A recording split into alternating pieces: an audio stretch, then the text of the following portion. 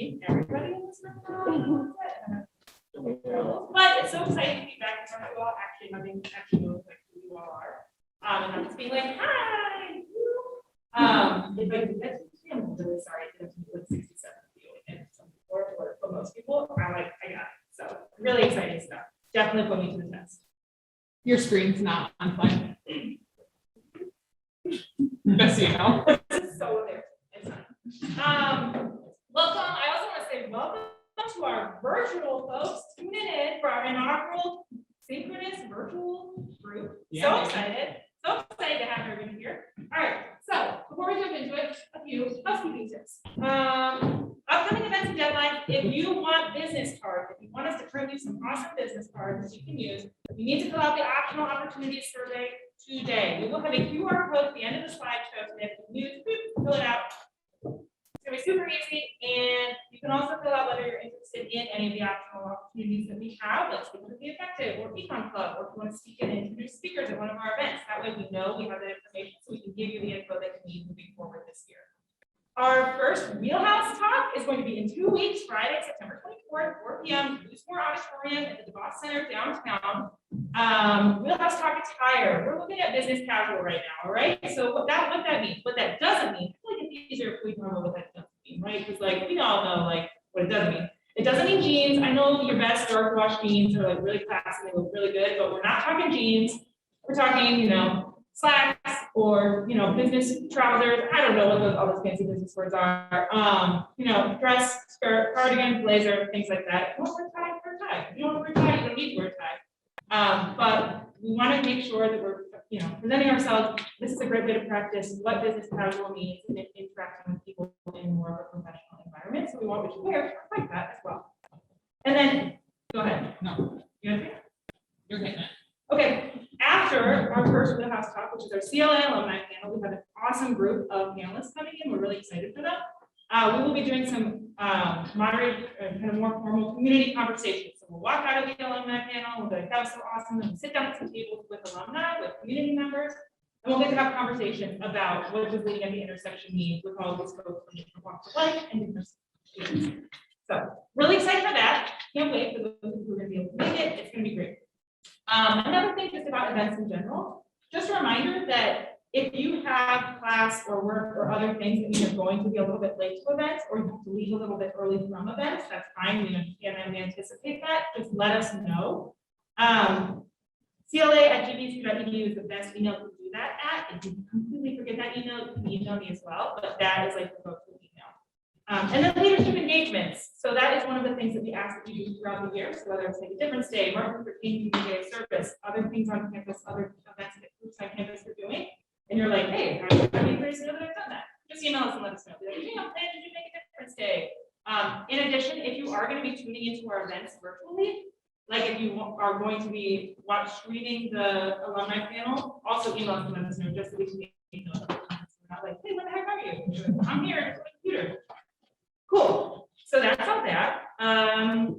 Any questions?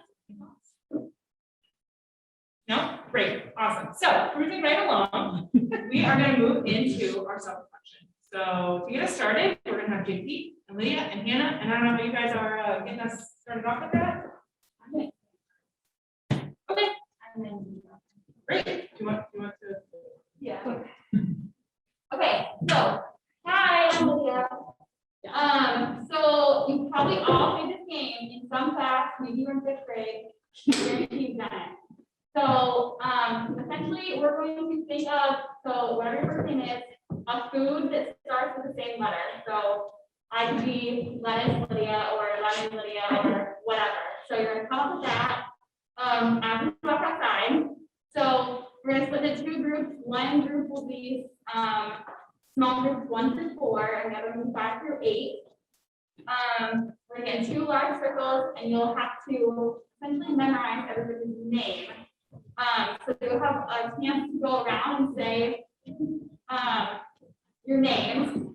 The first thing you'll do is first person say the name and the food. Next person will repeat that name and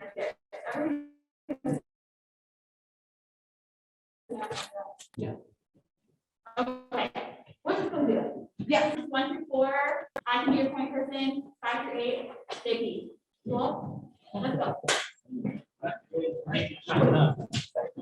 So we're. Yes. That bread's very crunchy. Yeah. I don't think it is. It's like sneaky. Yeah.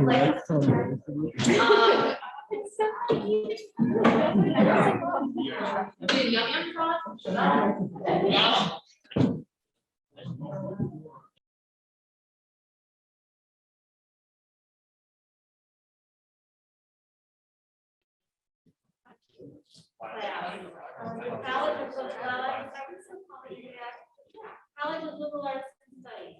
No. 1, 2, 3, 4, 5, 6, 7, 8, 9, 11, 12. Yeah, okay. What other majors do we get? Any nursing students? Yay! We have one online too. Oh, awesome. Hello. What other majors do we have? Just shout them out. Engineering. Engineering, I should have known that. I know. How many engineers? Future engineers? 2, okay. And what other majors? Music, dance, art, is in class? Public administration. I'm sorry? Public administration. Public ed. Allied health science. Oh. Are you in Devos at all, or are you still out here in Yamhill? Both. Isn't the Devos building beautiful? Oh my gosh. Wow. So if you're thinking of switching majors and you're basing it on based on the building, that is awesome. That's a thought. Would not be my best move. That's a thought. How will get guidance anybody? Criminal justice. Criminal justice. And I have to say that I was watching two books every time. So, anybody else? Social work. Did your school get combined with another one? Yes, I don't know the name. I'm sure. Yeah.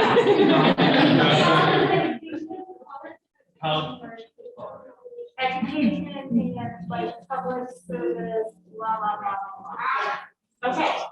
All right. How many grade students? 1, 2, 3, 4. Okay, so about a third grade. That's it. And I'm guessing the rest are undergrad? Okay. As a nerd, you learn to never assume anything because when you're assuming, you get it. So this is the name of my presentation. I tend to wander. Can you, is that going to be a problem with the camera? No, you're good. Perfect. Can you hear me now? Can you? Okay, if my voice starts dropping, please just do this or this and let me know, and I will adjust. I should put a copyright in there for Verizon, but I think it's in the public domain long enough so that it's considered acceptable. I'm gonna look at the professional development for listeners, okay? So we've already gone through this, but you didn't really tell me what you want to be when you grow up. Well, first of all, how many of you want to grow up? Ooh, anybody? I haven't decided myself yet, so that's okay. But if you were to grow up, what would you want to be? I'm guessing a nurse. Yes. An engineer, an attorney, a physician assistant, nonprofit CEO, someone who's reaching for the stars.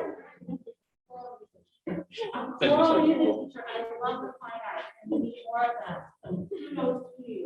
What else is that? A professor of what? God love you. I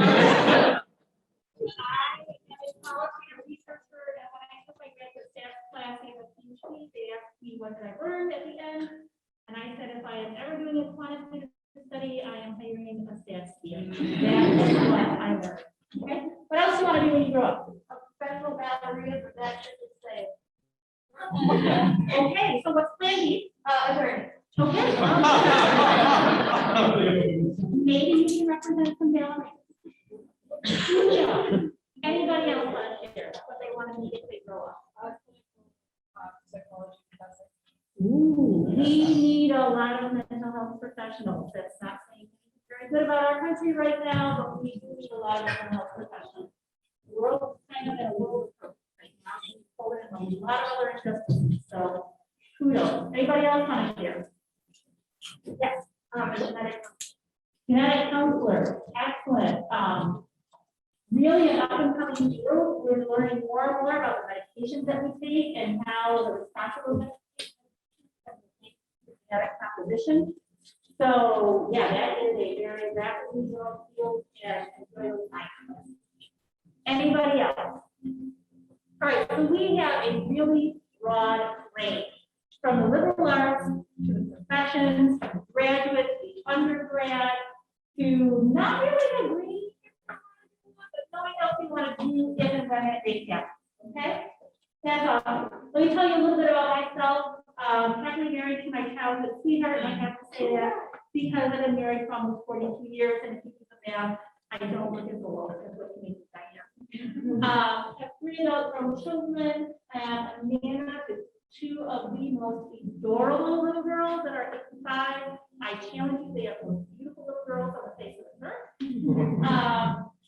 Let's see, the children are grown in Flint and in Rockford and another one out in Bend, Oregon. So, like I said, I love what I do. I love to run. I have successfully completed the Boston Marathon.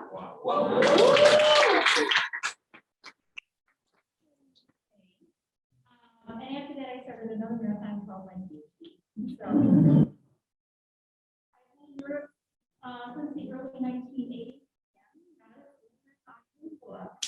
But love working with patients, with the students and the patients, most rewarding things I've ever done. The best thing is I get to combine my teaching and my passion for health promotion and fitness by working in the role I'm in now. I've been at Grand Valley since 2013. I am a lifelong learner, started off my associate's degree, but my bachelor's. So my husband could be on a third child in the process if I ever talk about that school, please shoot me. He did not buy it on, which is good because 4 years later I was back in the master's program, and then a few years after that I went back to my PhD, getting a postmaster's certificate on the way in transplant program. So I am the Crimson Centennial lifelong learner, and just when I thought I had life down, this August, like last month, I started taking home the directorship of our nursing research center at Cape Cod. You know, I just full of challenges. Why not have one? So that's me. I still run. I still like. I don't do marathons. I do that to my daughter who's already lost it. And I told the granddaughter, okay, which one of you is the third generation? And one said, not me, man. I'll run that. I said, okay, let's go. You know. So we're going to talk about the difference between listening and hearing. So as a nurse, I have to talk to you about the physical act of hearing. Anyone who has a physical ability can hear the sound waves that are connected through the ear. Now it's in key safety. I mean, you just look at me. That's ring a bell. Notice I said ring a bell. And it's received and interpreted by the brain. Okay. So you may have a hearing impairment. That hearing impairment may be able to be corrected, but if not, it's going to impact your ability to hear. If you have some hearing deficits, it's going to impact your ability to listen. Because when you're listening, it's not just the physical act. It's giving attention to a sound, acting on or giving some kind of a response to a sound. So the corollary is very true. Here. And not really listening. I am so impressed that I am not seeing anyone doing this on their phone. Because where are the other pieces for them? Maybe you're just being polite, I don't know. And that's good. But quite often things get in the way of us actually listening. We can hear what's coming in, but we have trouble listening. I will give you a kind example. I'm going to share examples throughout this entire presentation. We used to live in a 2-story house. Very nice, cathedral ceilings, loft. I could yell to my husband, throw down the laundry. And he would hear, and he is such a wonderful man, he would do that. We moved into a ranch house about 7 years ago. And it was very spread out. And I would say, hey, hon, can you bring the laundry to the mudroom? And he, from a distant place, says, I hear sound, but I don't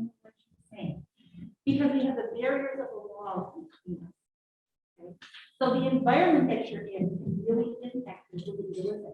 We talk about having this outside, but I'm like, hey, they're all along, that's kind of a barrier to hearing, so we probably need to be inside today. Okay, so yeah, and he could hear the sounds I was making, but he couldn't really listen and respond to my request.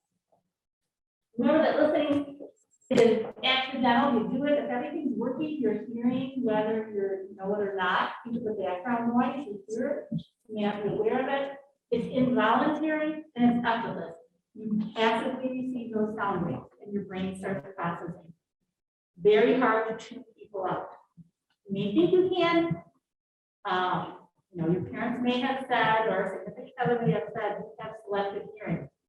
You can get kind of good at that, but you cannot formally, really officially tune anybody out as long as our hearing processes are intact. Listening, you need to be focused, again, not on your devices. Voluntary, you have to choose to listen, and it has to be intentional. I am going to listen to what you are saying. So how many of you played the telephone game before, Dylan? It's an old game. We're going to try and do it socially distanced and COVID safe today. So remember the numbers you received when you came in? So number 1.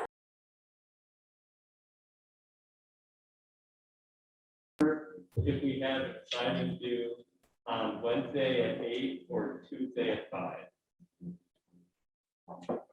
What I really said. You want to remember when our assignment is due. I thought it was due Monday at 5 p.m., but I also heard it was not due until Tuesday at 9. There's no Wednesday. Okay. Yeah, reference to so. Last year. Go ahead and report out. I did email you the list on Monday between 3:30 and 5:30. But if I can't email you the list, I can still email you.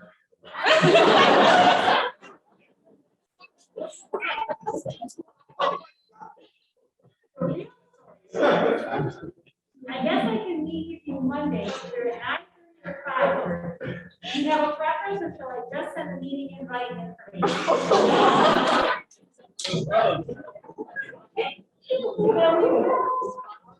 What?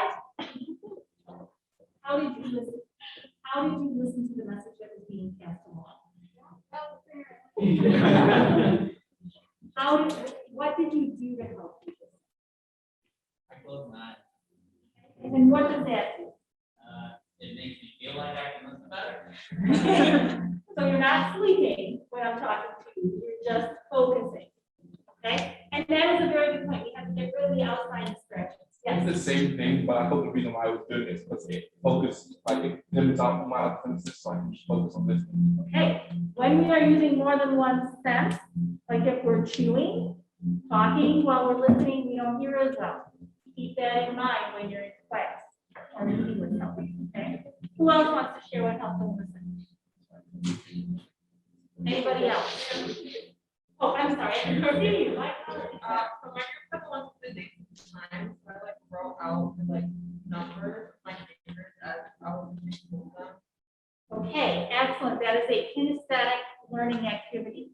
It helps you remember. If you can even just do the hand, you know, writing it on your hand and anything like that. Can I ask you where you learned to do that? That is a very high level of thinking. Okay, that is very, very high. What got in the way? What if I went to the positive first because I want to affirm you? But what got in the way of your listening? What got in the way of your listening? Yes, group 3. Okay, so background, we're not going to call out names, but background noise was very distracting. Okay, so for those of you that think you can listen well when you have background noise going on, you might want to think again. Someone over here has their hand up. Yes. Being anxious, like you'll know you're being put on the spot, so you're like, oh, I don't want to mess this up, and I'm thinking about that all the time. Okay, so anxiety. So think about when you have to give a presentation. If you're getting anxious, you may not be able to focus on interacting with the audience like you need to respond to questions. Someone over here. I was told that telephone is a no question. And so you're listening to something. making eye contact, very important, and I'll take one more, okay? There's so many other like dates, times, and hard information. That's not why you should listen. Okay, so remembering the hard data, keep that in mind. If you are giving a presentation that involves a lot of statistics, a lot of numbers, a lot of facts and figures, it's perfectly fine to have it written down in front of you. Very few people, except maybe the person studying stats, wherever you are, very few people can just round them off the top of your head, okay? I will tell you what I noticed, is that at the beginning, everyone was very quiet. As soon as the message started being passed around, it was very quiet. You were all looked like you were respecting the need for other people to listen and hear. So it wasn't just the listening, but you were focusing on the hearing. I also saw leading in a little bit, like, okay, right. And then turning towards the person that you are speaking to. So the direction that you are facing can help not only the speaking, but the listening. The other response that I saw, and I had to write it down, is that there, when I said, okay, now you have to report out to the group, there was a universal look of panic on all three of the people's faces. And there were some words letters that I will probably not repeat. But there was literally panic, okay? Because I did not give you that in instructions, did I? So that also tells you that how you receive information and the instructions impacts your ability to listen. If your prof says, okay, this is gonna be on the exam, you kind of sit up taller and it's like the little meerkats that just kind of, oh, okay. Or the dog is going after this girl, you just kind of point in that direction, right? You're paying more attention. That also tells you to maybe tuning things out as you're going through. If the prof doesn't say, this is gonna be on the test, your mind can start wandering, maybe hearing, but you're not listening, okay? So another example of this is when, I'm gonna give some personal examples here. When my husband starts telling me about his day, he's a very detail-oriented person, and he likes numbers. You know how I feel about numbers. And he'll start telling me at 3 o'clock I did this, at 1 o'clock I did this, at this time I did this. And there are times when I say, Peter, I just can answer this. And he's like, there is none. And I'm like, well, yes, there is. Because I know that at the end of the day, my listening can only happen for so long because I was listening all day long. So keep track of what the intent is. I have learned that I need to listen to him more closely out of respect for him. And so I don't miss something that he's been saying, because in the middle of all these lists of things he was doing, he can say, oh, and by the way, I agreed for us to go out to lunch with so-and-so at this time. And if I'm not listening, I can miss that. And that's a very big miscommunication, okay? So it's very important for this to happen in both your personal and your professional lives. We'll get a chance to share some more examples. Why does listening matter? Listening is what's sometimes referred to as a soft skill by employers. You know what soft skills is? What is a soft skill? You're nodding your head. How do I articulate it? It's not like a technical skill that you hold. It's maybe something more interpersonal, interpersonal communication. You are nailing it on the head. It is not something that shows up on your transcript. You don't get an A in listening. But it is something very important, because if you can't listen in the workplace, you're not going to do very well. And this is a leadership academy. If you want to be a good leader, you have to listen. It's not just telling all the time, but you have to do a good job of listening. Why? What happens if you're on a team and you're a leader and you don't listen to the rest of your team? Someone who has a slow down.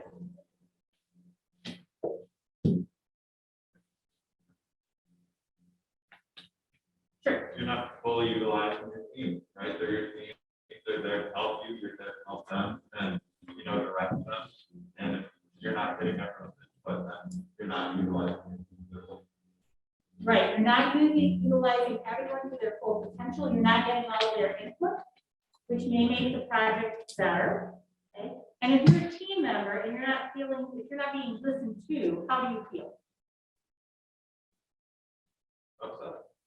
Why am I bothered? I have more important things to do with my time. Why should I even participate in this?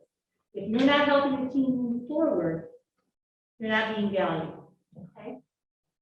It also helps us build trust. My husband and I have learned to communicate better through all of our years of marriage. And it takes time. So you are being very trusting of me by sitting here and listening to me right now. Part of the reason may be because you were told to do this. Part of it may be the positions that we're in. I'm in a position of power, you're in a position of receiving. So if you were, like when you were all standing, I had trouble getting your attention. And I had to say, I need you to listen now, because we were on an equal playing field, right? Everybody was kind of doing their own thing. I had to establish myself as a leader and say, this is what we're going to do. But there was enough trust, either by position or relationship or knowledge, that you were able to listen and respond appropriately. Listening also helps us learn. Our 8-year-old granddaughter was able to share with me how concerned she was. First, she has a phobia of shots. And this young lady knows that because of her age, she hasn't had a COVID shot yet, but she is probably going to get it in the next batch. And she was telling me how very scared she was of getting that shot. Like tears coming down, trouble getting the words out. As a Nana, I wanted to hug her. As a nurse, I wanted to say, well, no, statistics show this shot is very effective. It's not always randomized controlled trials. An 8-year-old isn't going to appreciate that. So when you are listening, it helps you learn about the person.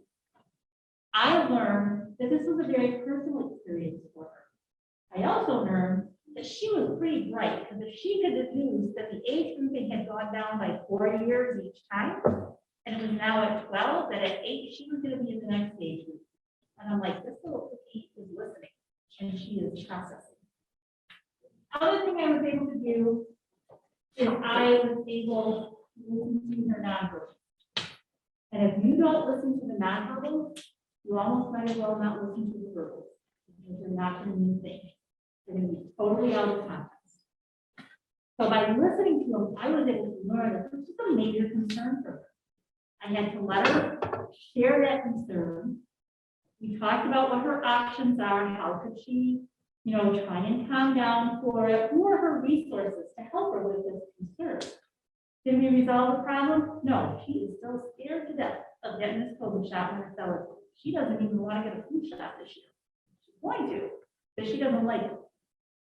But I was able to learn so much more about her because I was able to truly listen.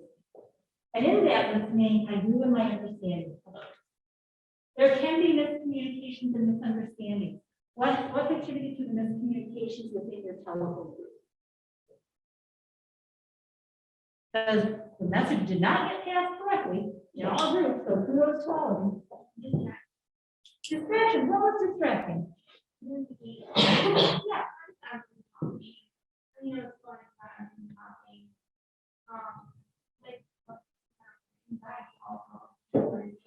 Right. Right, you almost knew you were, I almost set you up for failure. Right. Yeah, I'm sorry. But it proved the point, didn't it? It made the point come alive. So you had anxiety, and then you also knew that you had to remember things. Someone else said, here's that. Or I was gonna say assumptions. Like you mentioned earlier, someone can't ask someone to like repeat what they said, and you kind of just have to like take your best guess at what you thought they said.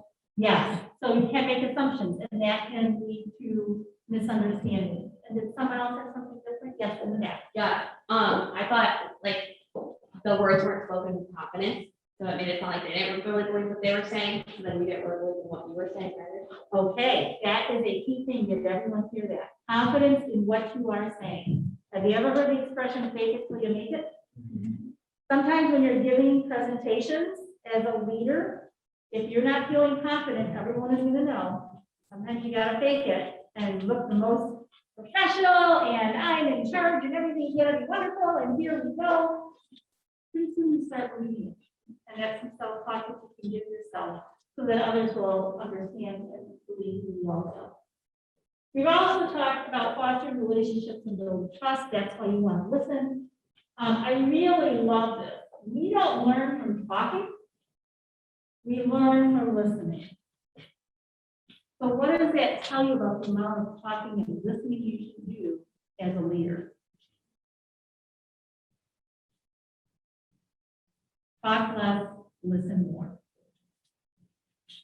So you're saying, okay, what are some of the tools that we know we don't listen well. We know that. We've admitted it, okay?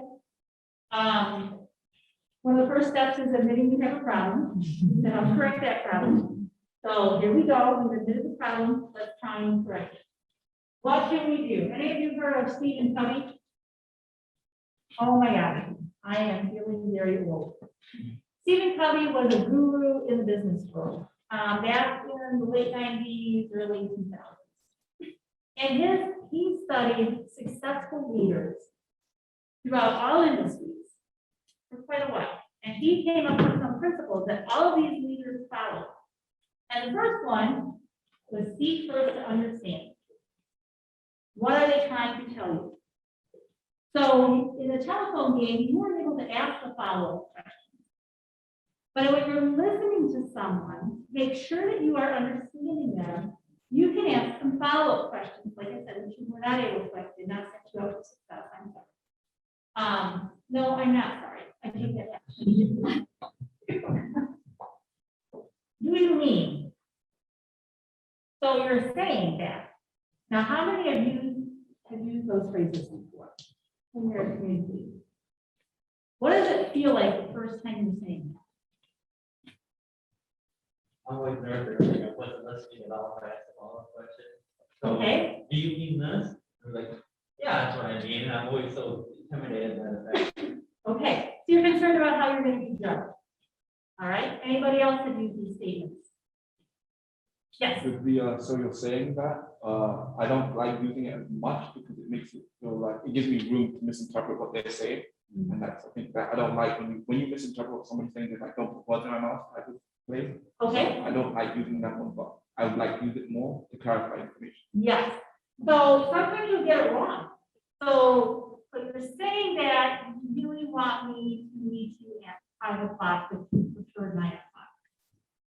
You may get it wrong, but is the risk higher of getting it wrong then or acting on the information that's incorrect? So it may make you feel a little awkward. The first time I had to say these in my nursing classes, when I was learning therapeutic communication, I felt like we did this phony. So I felt like I should be sitting on a couch or talking to someone sitting on a couch. So you seem to be saying that. It sounded like I was trying to psychoanalyze. Or I hear what you're saying, but I'm also seeing that you're very tense while you're saying that. The more you use these terms and these phrases, the more comfortable you're going to become with them. It really does help. So I'm going to encourage you practicing these phrases with each other and in your personal world, so that when you need that in your professional world, they'll just kind of flow and you'll develop the intonation and the phrasing and the timing that makes it yours. The other thing is the summarizing and paraphrasing at the end. In nursing, we have something that's called SBAR, situation, background, analysis, and request. And it's a way of summarizing things that, and there's been research on this. It's a way of summarizing your request when a nurse is calling a physician and you want to make sure you're communicating effectively. So you give them what the situation is, you give them what the background is. So this is so-and-so, they were admitted on this date with this condition, here are their current labs, give them their analysis.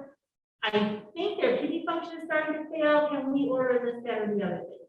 And then comes that request. It's a very nice format. I think it works in a lot of different situations, and it's evidence-based. So in each profession, there's going to be your own way of doing this as you learn the lingo for each profession. Seek out what that is. Reporting back and reading back is a very important part of everything. It makes life a lot safer. How easy is it to make eye contact? It's really hard with masks on. Isn't it? I feel like my mask is constantly pushing up against my eyes. In fact, sometimes I go home and I have a little index right here. I'm like, okay, I was safe, but I can't really see. How do you feel about when someone makes eye contact with you? Like personally, Yeah. I either make myself uncomfortable or like, I don't know when like it's like too much eye contact and then when it's not enough and then I like. So, Yeah, so if I am sitting here, Adam, so if I'm sitting here like this and talking to Adam like this, how do you feel right now? Yeah, I am definitely within the 3 feet, aren't I? But I'm also looking at you very, very intensely. I have invaded his personal space and they probably now understand this. So you may need to back up a little bit. The other thing is I was scary at you. It was like, I wasn't kind of looking around. I was like intense. But the message got across. You know, it was very much, I need you to listen to this. So our 5-year-old granddaughter will literally, if she's talking to me and I'm not listening, may I touch you?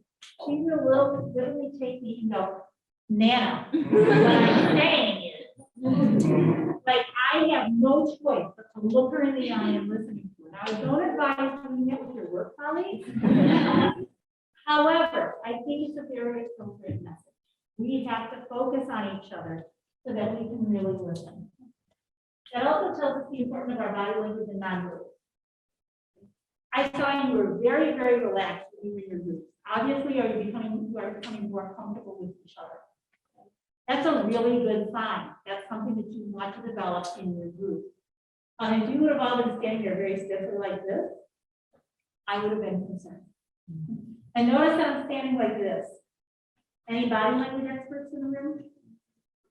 What is this saying about me? I'm not an expert, but your hands, you're using closed, like you're closed up, so you're not like open or accepting of information. It's not as bad as I'm standing like this, but your hands are closed. That sends a message to the other person very subliminally that I am closed to what you're saying, as opposed to standing like this. I am open to receiving what you are saying. So the hard part is to get what you're saying here, being congruent with what you're doing here, because the other person, when they're listening, is going to take both into account. And if there's incongruencies, which ones are you going to leave? The body language, because it's very hard to lie with your body language. You know, you have to consciously lie with your body language. You just kind of naturally fall into it. So if the words of the body language don't match, go with the body language.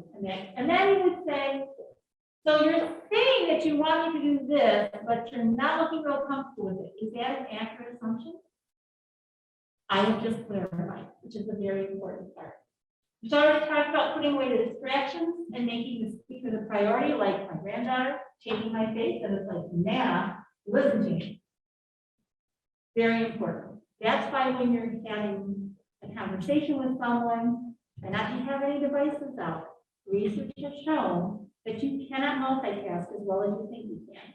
And I know you're saying, but we're natives to all of this. We can do this. Let me tell you, you're wrong. Because in healthcare, a perfect example of this in healthcare is they have what are called quiet zones in hospitals. They have found that nurses administering medications, when they're getting them out and getting ready to prepare them and administer them, if they get interrupted, they're more likely to make a mistake. It's not just someone stopping what they're doing and talking to them. If I am standing within 3 to 4 feet of that person, and I'm just kind of standing here, and I'm not saying anything, are you feeling my presence? Yeah, even that is distracting. So you need to be able to focus. Make the speaker the priority. And you guys are doing an awesome job of that right now. I tend to wander so I can see all of you and get my steps in for the day. But make the speaker the priority. Because that means you value them. Their time and what they are saying is important. The goal is to communicate, not win. I have a professional example of this. I was talking with someone who is chairing an organization, a group that I belong to, okay? And they said something, and I raised my hand, because it's like, oh my gosh, I'm gonna get myself in trouble, but I just have to say it. Have you ever had those feelings? Raised my hand, and I said, I'm not understanding your use of this word. That word to me connotates this, and I think what you're really trying to say is this, so maybe we could use this other word instead. And she's like, nope, we are using this word, and this is the word we're gonna go with. What do you think the message was? Your opinion is valid. I kind of felt like my opinion didn't matter, okay? How else do you think I might have felt?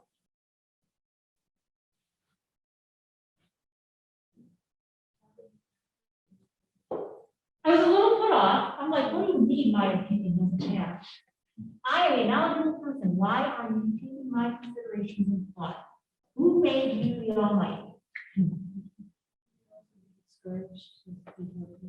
Exactly. I'm like, well, okay, then I guess I'm not gonna say anything at all.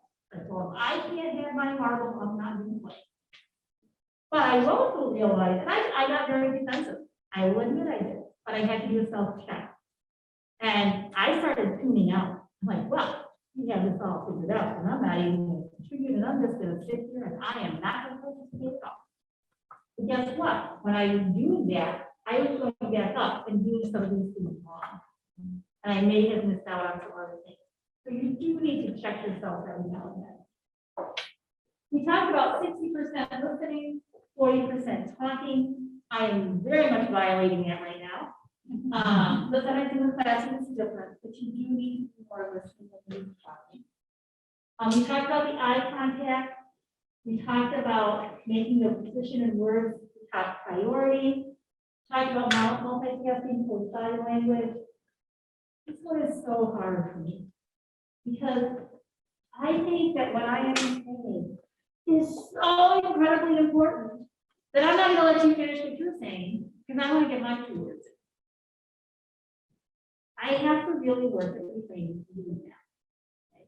When you are interrupting someone, and especially as a leader, you are telling them that their words are not important. Their opinion doesn't matter. What you are going to say is more important. That also means you are speaking to know more than the speaker, right? And that's going to put up a barrier right away. Sometimes I'm impatient because it's like, not only do I have a better idea, but if I don't say it right now, I'm going to forget it. Sometimes I have to write down a little note so that I can come back and refer to it. But I also know when I'm writing a note that I am distracted and I'm not listening. So maybe a word or two to help jog your memory and then continue to listen.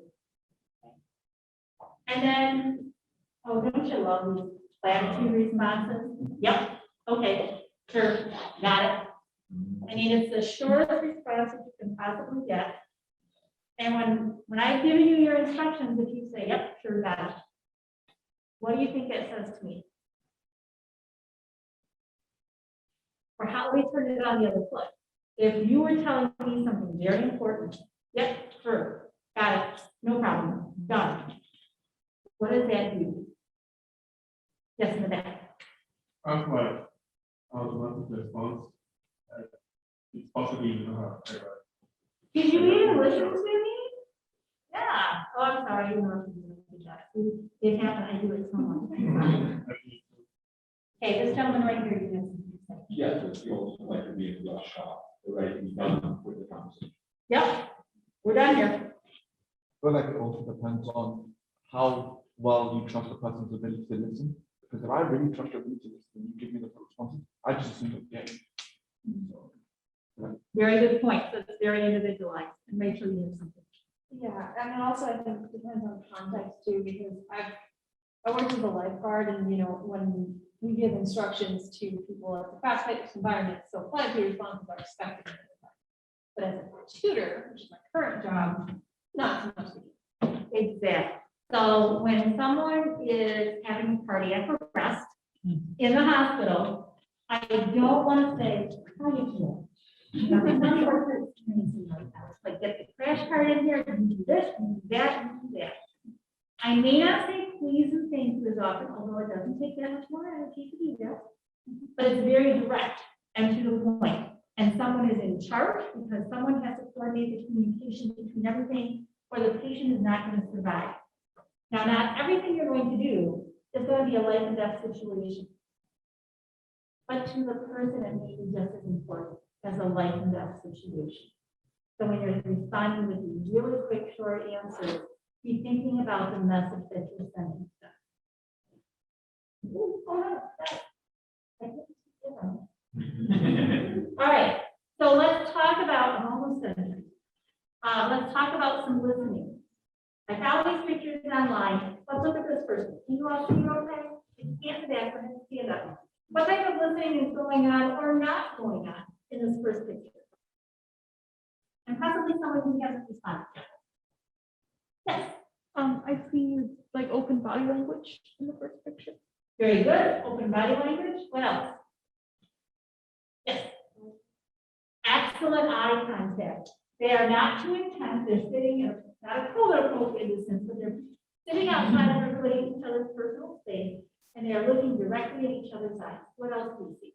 Yes. They're on the same level. Excellent. They are on the same level. So me standing up here and talking to you is not feeling that good to me right now. That's why I'm wandering around, because I can look you in the eyes and I can talk with you a little bit better. And sometimes I'm even bending down to talk to you. Okay, one more. From the body language, you can tell who's speaking, person on the left speaking, person on the right listening, person on the left. Very good. And you notice they're using their body language. So they're also not only listening to the spoken message, but listening to the unspoken message. This is important. You know, I've got this thing, it's weighing heavy on me. I'm passing it off to you with my hand. What do you think about, I'm gonna go to this one next. Good or bad listening examples and aspects in this bottom picture? Yes.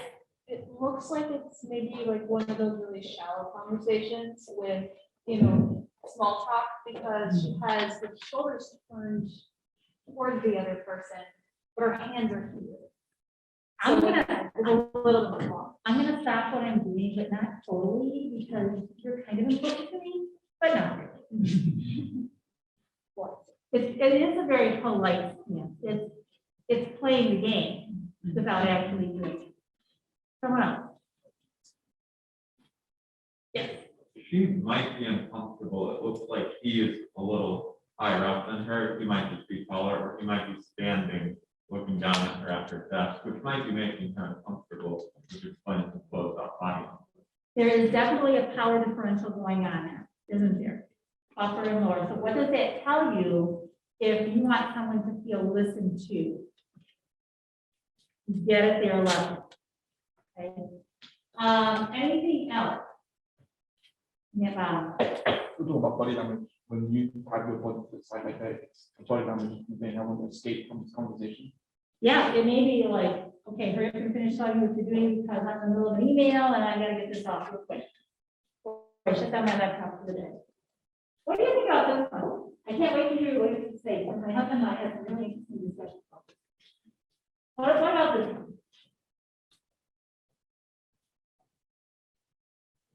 There's a lot of laptops. Yeah, there's a lot of busyness in this, isn't there? Yeah. So again, harder to concentrate. It almost looks like this is the same person, doesn't it? Yeah. Really? Okay. Oh, yeah. Yeah, these are, oh, there's the point. Okay, what else about this? Yes, ma'am. They're not all looking in the same direction. Who do you think is speaking here? Is this person speaking? I think so. Who is this person looking at? She's pretending to look at them, but she's really looking at the journal. Either that or she's thinking, I'm going to get out. Right? It's like, okay, I'm not really into this conversation, but I'm going to look the part because I've got my book open to write something down.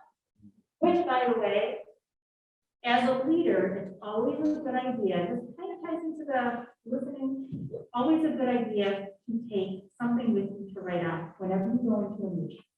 If you show up without something to write on, and even just an old fashioned pencil and paper work really well. It shows that you're interested in what they're going to say and that you are ready to take notes. If you show up with nothing, remember how hard it was to remember what was said at the end of the telephone game until I asked you, and that sheer look of panic? If you don't write it down, you may well forget it because there's so much else going on. So that's another helpful hint I will give you. My husband and I had a bunch of different conversations. It's like, well, who do you think is talking in this? He's like, well, it's obvious this gentleman is. I go, really? Well, why can't she be talking to him? And we discussed this in the nonverbal for quite a while. But that also points out that there can be socialized gender differences in how we perceive what is happening in the communication sphere. He can tell me something, and I'm like, I'm example, I'm dairy-free and gluten-free. It's a medical necessity for me. So when we go to the ice cream shop and everybody feels like, okay, you can't have anything, but what do you guys want? And I'm like, okay, I can say that for myself, and I can look and I can make that assessment. We had to have a heart-to-heart about that, away from in that moment, and I wasn't gonna argue in front of the deli, the dairy store person there. And I'm like, when you say that, I feel, just going back to that, I feel I'm communicating my feelings. I feel put down, like I can't respond for myself. He's like, really? That was not my intent at all. My intent was I was communicating to the person behind the counter why I wasn't ordering anything for you. I didn't want to look like a jerk. I would have never thought of that. And he's like, well, I never thought you were offended. So we were able to communicate by listening to each other and not getting wrapped up in defensiveness and come to a positive resolution about it. We'll see how long the resolution lasts.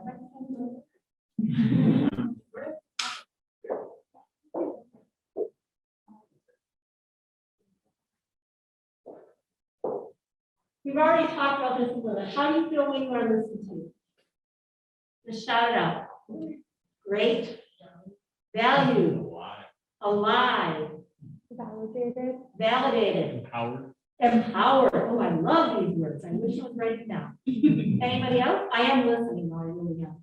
Because I'm repeating them back to you. How do you feel when you are not listened to? Confused. I'm sorry? Confused. Confused? Discouraged. Discouraged. Shut down. Shut down. Bam. What else? Bored. Say again? Annoyed.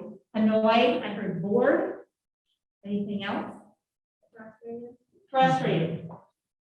These are not pictures of the class I teach because I teach primarily online. But this could very well be what your faculty are seeing when they're looking out to everybody in their classroom. So if you're looking like this, how do you think the teacher feels about the message being conveyed and how much you're listening? Yeah, how much effort am I going to put in to really teaching you if you look like this? Now, granted, it could be the teaching style. You know, they could be talking in a monotone voice like this, and then I'm giving personal examples. Please turn to page 27 of your text, and we are now going to discuss the process of communication. Do you really want to listen to that? So you may be feeling like this, but out of respect for the person who's talking and their knowledge, much better if you're looking engaged. The more engaged you look, the more it becomes a conversation instead of a soliloquy. And that's when better learning takes place because you feel empowered, you feel listened to, you feel valued, you feel respected. So what are your takeaways from this? What did you learn about teaching today that serves us teaching? Listen to me. What did you learn today about listening that you can take away and use in your professional and your personal life and as a future leader? Shout them out. I was going to say, finding a way to encode information like, is an even better way of remembering. Okay, finding a way to encode information and to remember things. What else did you learn? Yes. Never thought about like getting on the same level as someone, and that's an interesting. Very important. And you can also answer what one thing, and that kind of answers this, will you do to become a better listener? So either one of these two questions, what do you want to respond to? What are you taking away with you today from this session? Never realized that if I'm standing and holding my hands in front of me, it closes me off compared to putting it behind me. And I just brought myself to you. Yeah, it's very important. Know how our body language impacts what we say and how we express. Yes. I do want to mention though, the body language and the eye contact, well, it's funny at the body we added. Please don't assume that you know better than to like, oh shoot. But I do want to note that because when like we're in a generation where people are a little more interculturally mixed than ever. Yes. I think there is definitely a broader definition, so I would like to add more flexibility when it comes to body language and eye contact. Because in the West, because when I work with an Asian, or in an Asian country or company, I don't really look directly at my boss in the eye. And also when you work with other people from different countries in the United States, you can't expect them to, like those things we do. Yeah, like this is a sign of respect or humility. So I would add a little more flexibility in that, like room for wiggle, where sometimes those cues aren't the specific definitions of what it takes to do this. Thank you very much for bringing that up and having the courage to say that. That shows that we've established a little bit of trust. So I appreciate that. And you are spot on. You have to take into account the cultural variances. Because body language does vary from culture to culture. And in some cultures, you show up 2 minutes early, and that's a sign of respect. Other cultures, you show up on time, and they're like, no, wait, we're not ready for you yet. So how you position yourself and how you behave with other cultures is very important, which means you have to do your homework. But then I also have to say that you can't generalize. Because if you generalize, you tend to stereotype. My dad is Mexican, I'm 50% Hispanic, 50% Belgian. So I have European and I have Hispanic. And my dad, almost the day he died, said, I am not going to be late. Because Mexicans are stereotyped as being late. There's Mexican time and there's American time. And he's like, I am not going to follow that stereotype. And I am going to show that I am respectful of their time by showing up on time. So you never know. You never know. So again, you can always ask questions respectfully and listen to what they're saying. Okay? Anything else? Was this helpful? Okay. I think I'm done. One other thing I learned, takeaway, in some cultures, means the type of food. It's like we call it takeout, we call it takeaway. And even in different parts of the country. So that's the other cultural thing. Thank you for reminding me that different parts of the country vary. So there's southern time and then there's northern time. People in the south, I often think that people in the north are very uptight. And we think that the people down south just don't have their act together yet. I don't know if it goes back to the Civil War or just the lifestyle, or what, but takeaway. Not only what you're taking away mentally, what else can you learn to take out? I'm done. You guys have listened so well. Thank you very much.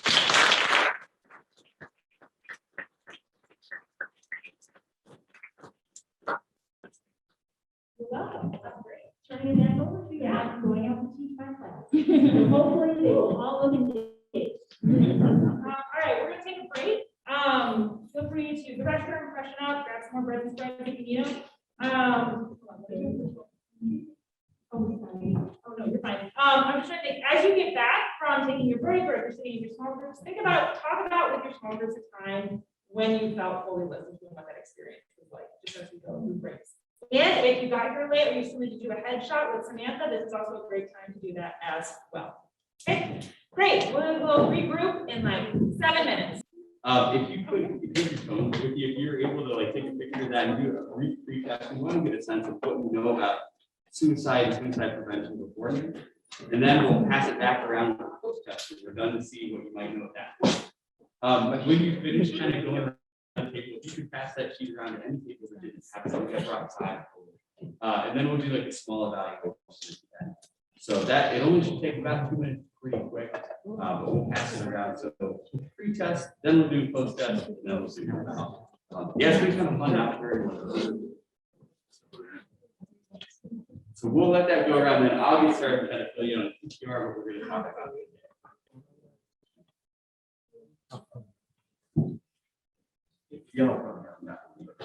All right. Oh, excellent.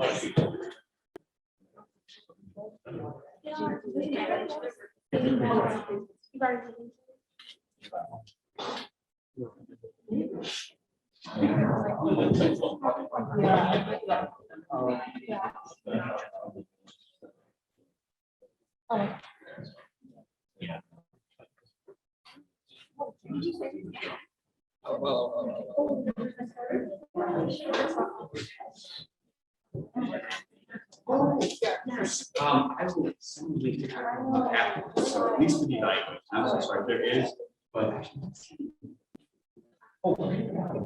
So that is for, you know what, great question. Try to see.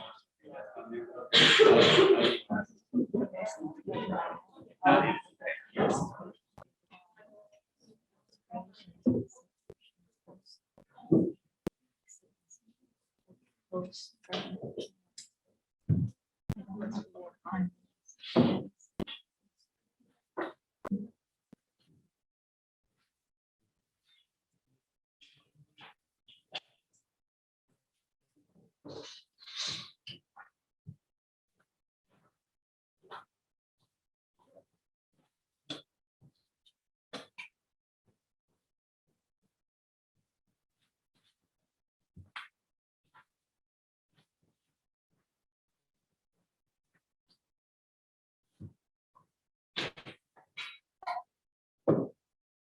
Thank you all for doing that.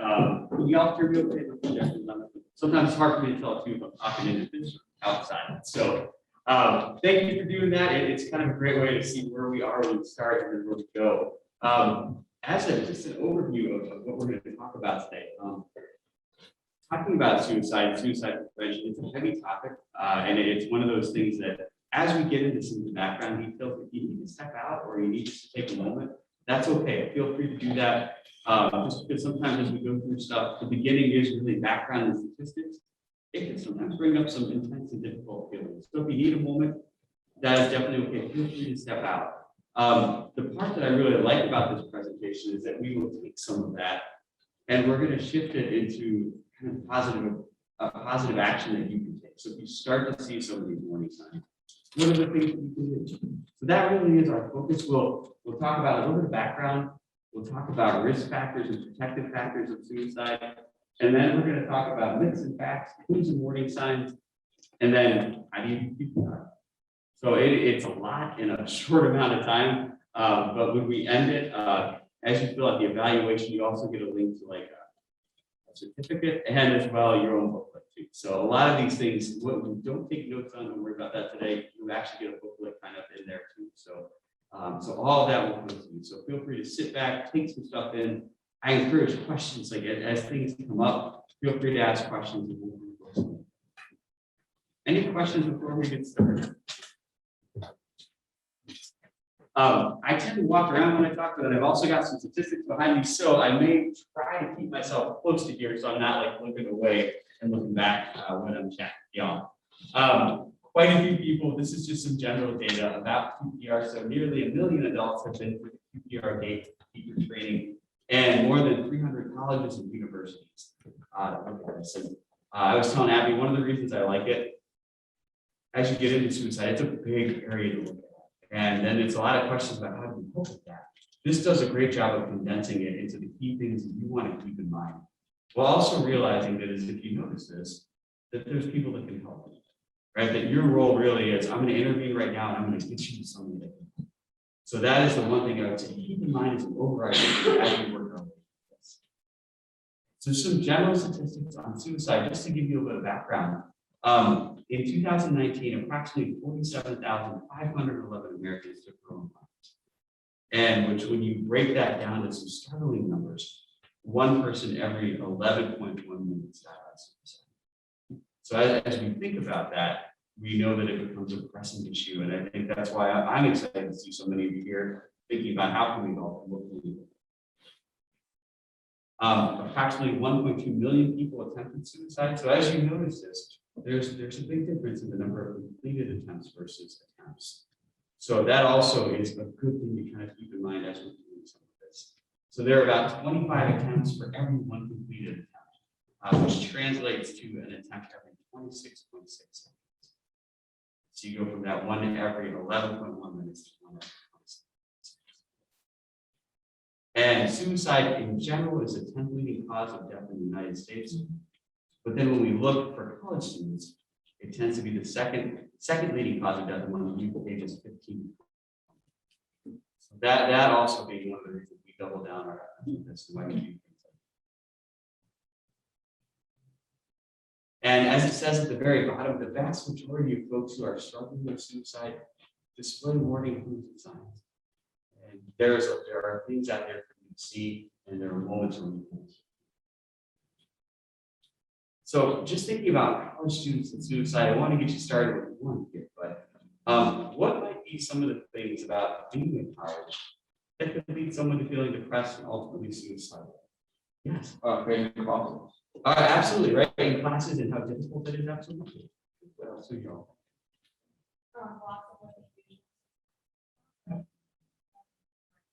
Absolutely.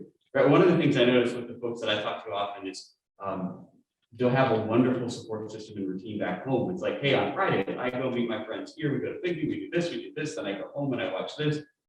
And then you come here and it's like, well, there's a Bigby, but it's over there. I need to get in my car and I need to do this. And I go back to my room and I don't know the people in my room that well. Right? Like your support system changes. Not only do support system, but not being able to find new one once you get there. That, right? Some of those things you might think would be instantaneous, or hey, it's been a month and I'm still not feeling it. More financial responsibility than you've ever dealt with before. Absolutely. Right. Let's say that you are working and you're also, so you're working on campus, but you realize I'm only making so much. So you pick up extra hours to work off campus to fill a gap, and then suddenly you're running yourself crazy and you're dealing with classes. The other things that might lead to some of this depression / burnout /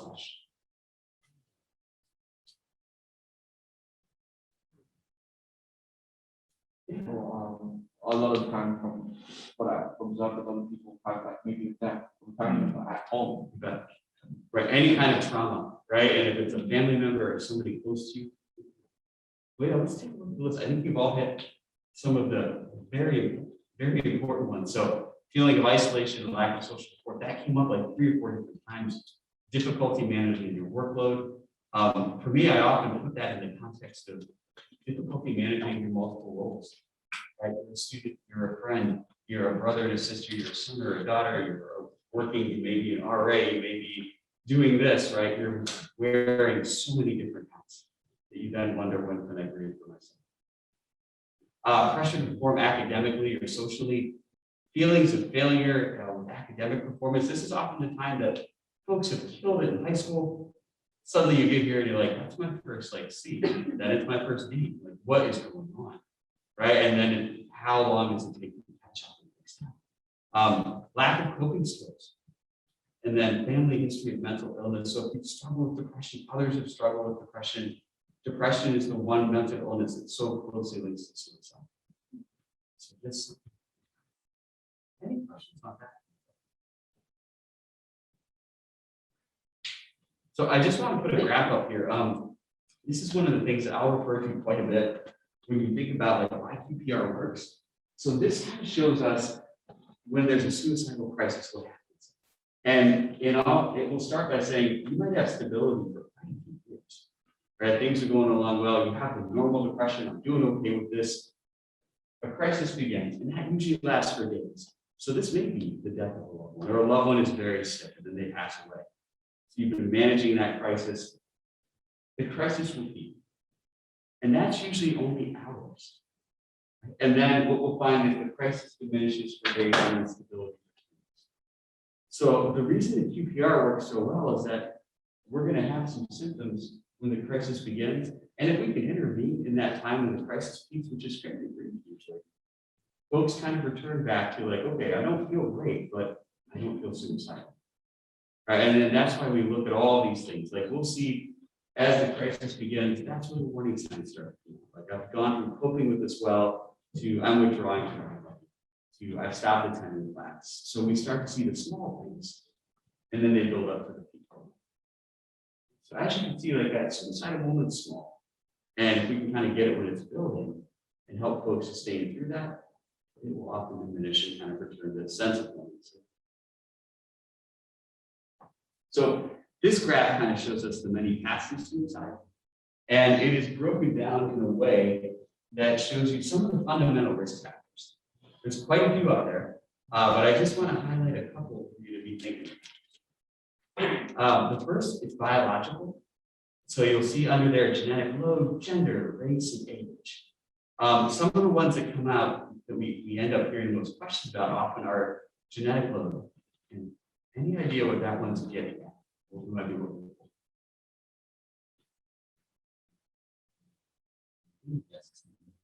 Yeah. That'd be like a history of mental illness. Yeah. Yes, you got it. Like, hey, does anybody else struggle with depression? Right, and it kind of comes pretty strongly. Or something like that. Like that when you would see like depression, the manic and then the depression, like those will be some of the genetic factors. And if we look at age, what do you think is the age where people are most at risk?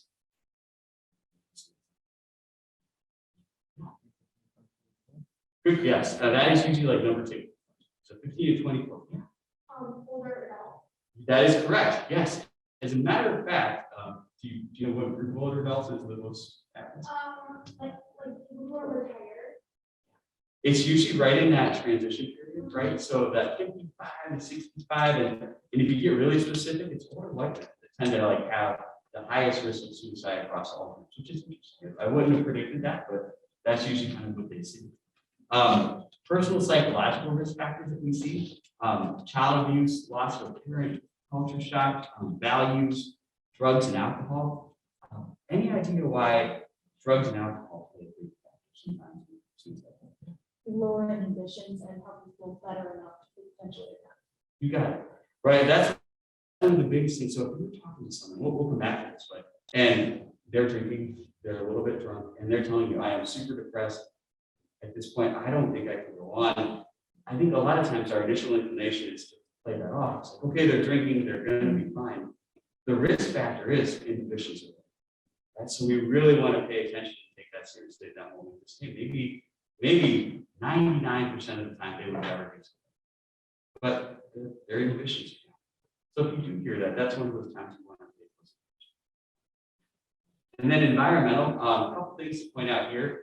Season, geography, urban versus rural, and then a model for suicide. Any guesses what season is the most common where suicides take place? Winter? How many would say winter? Great guess. I would have said winter. It's spring. So it's right after winter.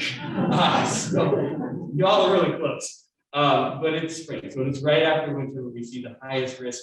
As you read into it a little bit, it's kind of that transition. Right, it's that huge transition and things are opening up, but a lot of folks aren't quite ready for things still. So there's a bit of that conflict that takes place.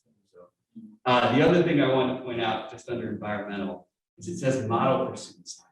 And guess what? Yeah. They've had someone who's committed suicide in their family, or someone nearby. Yes. Yeah, it can be. So if you have a model, it can be someone in your family, it can be someone in your community who's recently done. So if that thought is out there, that's something to pay attention to, just because it's become an acceptable thought, right? And maybe in people's minds a bit more. So if there's a model or something happens recently, we'll have to pay attention. So as we look at this, those are like fundamental risk factors. We then kind of look at like, what are those proximal risk factors? These are like the triggers. Right, the final straw. This is pretty much a lot of the stuff we're all talking about. Like this could be a crisis. This could be a huge shift in where you're living. loss of freedom, you lose your job, illness, loss of a family member. So those are the things that can kind of break things. What tends to happen is you'll see that hit, and then if you start to notice that someone is feeling really hopeless, that's usually one of the biggest things to pay attention to. So if you start to hear, I don't really feel anymore, there is no point, I'm not sure this is ever going to get better. That for me is usually my radar. So if I'm meeting with a student who's depressed and they've indicated about suicide, but they're still looking forward to like going home with me, right? Or they're like, I want to get to Christmas because I know a break I'm going to be okay. I still want to go talk to my friends. Like there's still hope there. That's a good thing. So if you start to see hopelessness, that's a good thing. I just wanted to ask, when it comes to that hopelessness, but when people are some kind of break or whatever, and then sometimes when you start to feel a little bit better, in depression, actually more like suicide. Yep. Is that something where you say that you watch them more actually when they are at home, or when they're that time of thing, specifically being better? Yeah, it's a great question. That's usually one of those where you'll kind of dig into some of the different parameters, right? And it might be like, as you dig into it, like has the crisis lessened? And so that maybe the hopefulness makes sense versus that things continue to stay bad, suddenly they're feeling a lot better. Why? Right? So if it doesn't make sense at that time, then I would definitely. Yeah, maybe there's a sense of relief. I won't have any.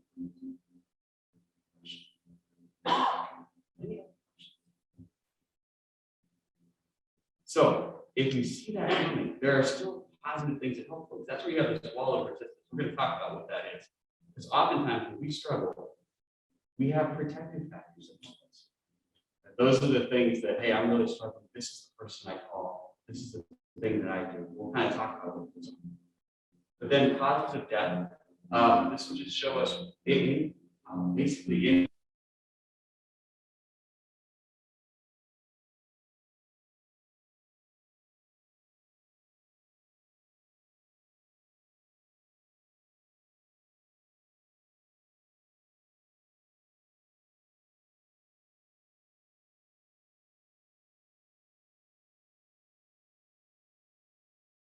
right? Yes, it would be. And it's interesting when you talk about autoside, the numbers are projected to be probably a lot higher than what's reported because it's hard to always predict that, right? It might have been an accident, but was this an accident where somebody didn't break, right? Or they purposely drove into something. So that's usually what autoside is. And it is not uncommon if you're talking to somebody and they said, "Have you thought about suicide?" And they say, "Yeah, I've had some fleeting thoughts. You know, I often thought if I'm driving my car, what if I just went off the bridge?" Right? That would be an example of like, oh, okay. Yeah, but then if you dig a little deeper, like I would never do that to this system. But yeah, here goes. That's kind of an example. So we go through that to then talk about before you get to that point, we have those protective factors. And what might be some examples of things that help us when we're really struggling? About for yourself or just the ability to vent to somebody that you know can actually understand. got it. I love the last part where you said the person that actually understands, right? And I often say that we may have lots of friends, but we have friends for certain situations too, right? Yeah, this is the person. Yeah, this is the one. You don't want to go to the one who you'll start talking, and then 3 minutes later, it's 20 minutes of that, right? Like this is the person that knows you really well. So absolutely. Protect. Yeah. Family, absolutely. No. Yes, absolutely. Yeah, we're gonna pets is on the list. Pets, yeah, actually, service animals, your own pets, things like that. Absolutely. Yeah. I also believe judging is also another way of form of venting. Yes, if you journaling, getting your thoughts out, right, taking it out so it's not running so quickly. Any others?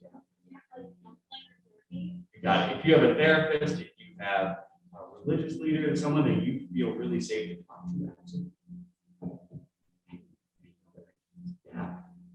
You mentioned bringing so many had all of that stuff. I think it is slowing down sometimes. That's right. Yes, if you reduce the number of roles and hats and things that you're doing, yeah, you get it more manageable. Yes. You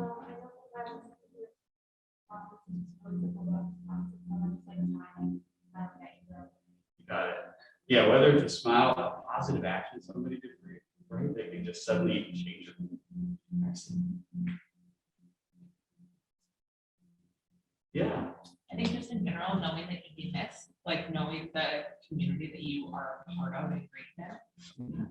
Yeah, exactly. I think, like the impact, right? You suddenly start to think about it. Yeah, it's interesting. You talk about small things, if it's a smile or other things.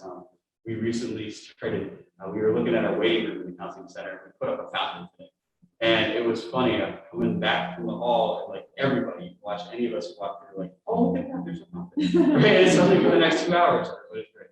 Right? But it's just those small things that you don't think about. Yeah, I was talking to a student earlier today, and they had a t-shirt on with Band I knew from like the 90s. I was in a great mood for like 2 hours. I was like, oh, that went back in my mind, that music was fun. So yeah, small things. And you honestly, y'all hit most of this stuff. So this is the protective wall, a trusted counselor, a therapist, a duty to others, right? And if you do, hey, I have brothers and sisters, and if I leave, the impact on them is going to be this. Family, good health, medication compliance. If you are struggling with depression and taking medication, one of the worst things you could do is stop coaching. That will just mess up your system in a way. So define what kind of medication you're taking. Fear is a protective factor too. That's one of the biggest things when I'm talking to folks. I don't know what happens next, right? And I don't want to do something. That's okay. Fear in that way is a helpful thing. Responsibility of children, significant other, hope, pets, religious prohibition, sobriety at the bottom, as we talked about earlier, the idea that your inhibitions are in check with yourself. So y'all did a great job. I think you hit on a lot of the significant things that jump up there.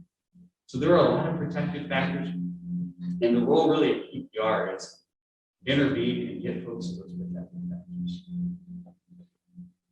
A couple myths and facts about suicide. The first one is no one can stop suicide, it's inevitable. Well, actually, suicide is the most preventable form of death. Right? If you think about that chart where that crisis will build for quite some time before somebody gets a peak, there are lots of signs and things. Only experts can prevent suicide, and that's definitely not true. You may send somebody who's struggling to an expert to help after that. But honestly, like the biggest prevention are the folks that are out there that see people every day. Like in my role as a therapist, I may see somebody once every 2 weeks for an hour, but I'm not with them. At dinner, after dinner, at night, that's when their friends, their roommates, everybody else out there who is able to see really what's going on. Confronting a person about suicide will only make them angry and increase their risk of suicide. And this is one of the biggest concerns I think folks have, that if I ask a question, I'm afraid I'm going to put the thought in their mind. I know for many people you talk to, that is the biggest fear. Like if I ask, and what if they're not? And suddenly they hear that and they think they will. And actually it's the exact opposite. Most times if folks are struggling with suicidal thoughts, they haven't shared them with many people. And if you're the first person to ask about that, it's usually often a sense of relief, right? That they finally have a chance to talk about how much they're struggling. Because if you think about it, suicide is what we see here, but underneath that is the depression, the struggle, the anxiety, the fear. So if you're asking, they're like, yeah, I kind of thought about that, you probably won't spend a whole lot of time on suicide, because you're going to spend time talking about why they're there. So keep that in mind, like suicide is the outward symptom. It's everything underneath it. So I would definitely say it's a hard question. We're going to talk about how to ask the question. If you have concerns, definitely ask the question. You will not put those out in their mind. And most people, if they aren't thinking about it, they'll be like, nope, I'm not there. Right? So there's really no harm. Suicide people keep plans to themselves, as we talked about, no, they really don't. People are hurting, they want to be able to talk about things. Those who talk about suicide don't do it. Actually, those that do talk about it are thinking about it, and they're putting it out there as a way to ask, hey, ask me, because I'm kind of telling you about the struggle. So if you do hear those things, definitely do it. A couple statistics just around suicide to kind of keep in mind as we look at different groups and how different groups are impacted by societal stress, personal stress, family stress. What we see gender-wise, more women attempt suicide, more men die by suicide. So for every one woman who completes suicide, 3.6 men commit suicide. And any idea why we see that? Don't mind companies run more than women have a much higher success rate. You got it. Yeah, any guess what number one for women is? Number one method? Yeah, right. on. Yeah, and so the biggest thing you see is the chance to mess up lethality of the gun is less. Right, and so that we see there are more completed suicide, the chance to overdose is it's a little more funky, very tricky, because sometimes our own body goes on those. Right, so that's usually why we see some of these things. Age, when we look at age as a factor, the elderly comprise about 16.5% of the population, yet account for about 19.3% of suicides. So really, 1 out of every 5 suicides, but then not at that same level. So a higher risk factor. And as we said before, older white men, usually right after retirement age, around that time, have the highest rate of all ages and ethnicities. When you talk about loss of role, loss of meaning, trying to find out that place. Military status. Veterans comprise about 8% of the population, yet account for about 14% of suicides. And one of the numbers that we've seen here, veteran suicide rates increased approximately 33% from 2005 to 2017. So I know for our office, that's become an area that we're definitely increasingly focused on and reaching out to that, because the risk is high. A couple other things to kind of focus on as we look at the specific groups and the different pressures that each group faces based on kind of your identity to that. So for African Americans, about 80% of those who completed suicide in 2019 were males. So when we talk about depression in African Americans, especially for men, that becomes one of the highest groups and highest areas of risk that we see. Rates among African American women are the lowest among all ages and ethnicities. And African American children die by suicide at a significantly higher rate than white children. So we see 2 groups within the African American community when we think about suicide risk can be at a higher level of risk. Some of the cultural considerations that may impact that. African Americans may be less likely to express depressive symptoms or suicidal intent. So this is one where if this is your friend, this is where you want to dig a little bit deeper, right? You want to make sure you have those conversations. If you have that inkling that something like that, definitely ask it, because there may be a less likelihood to express some of those symptoms. But the main protective factors that we see often, religious beliefs, strong community network, and family support. Any questions so far? From the previous slide, is when you said that elderly are usually more likely to commit suicide, would that kind of be linked to the reason why most of our parents kind of like, oh, when are we going to have like grandchildren? Because when they retire, they kind of like they need a void to fill all that free time that now they do have, and by having grandchildren, the reason why they're so happy is because now they have something to fill that void. That is interesting. Yeah, and depending on the relationship, grandchildren focus on that area. That's I noticed that you're using the word complete instead of commit, and I've heard about that before, how it's like about like taking the criminalization out of suicide. And could you explain that a little bit more? Yeah, can you say that again? I'm so sorry. Yeah, in the slides, you're using the word complete instead of commit, and could you explain like how you're taking the criminalization out of it a little bit? I have not actually. It's a great point.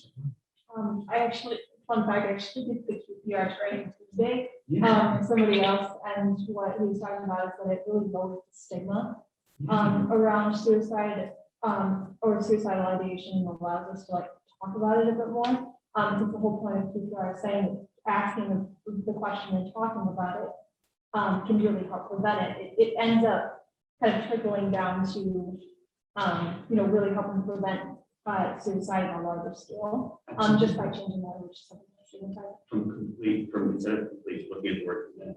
Or other way Other way around, yes, from commit to complete. Good point, yes. saw another thing up too. I was just gonna say that the example that I was given was, when you use the word commit, it ties to, like the committing a crime Absolutely. instead of saying complete. That's That all I makes gotta- sense. No, that's a great point. I had not known that, or when we put the slides together for the office, I had not. That's a point. So I appreciate that. Because of the fact go with like cultural things with like African American community. Absolutely. Especially not only just here, but also in London.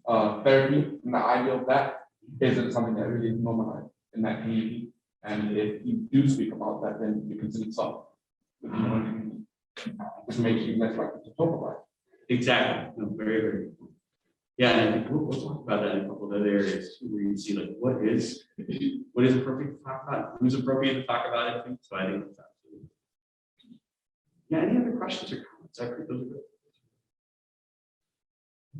Are you familiar with like the socialist thing, Durkheim? Because like, the whole like sociological theory about like suicide and like different types of suicide. I think it's like intrinsic, altruistic, and like something into what I don't remember exactly, but there were people saying how like older people tend to commit suicide because they don't have like that in bond anymore.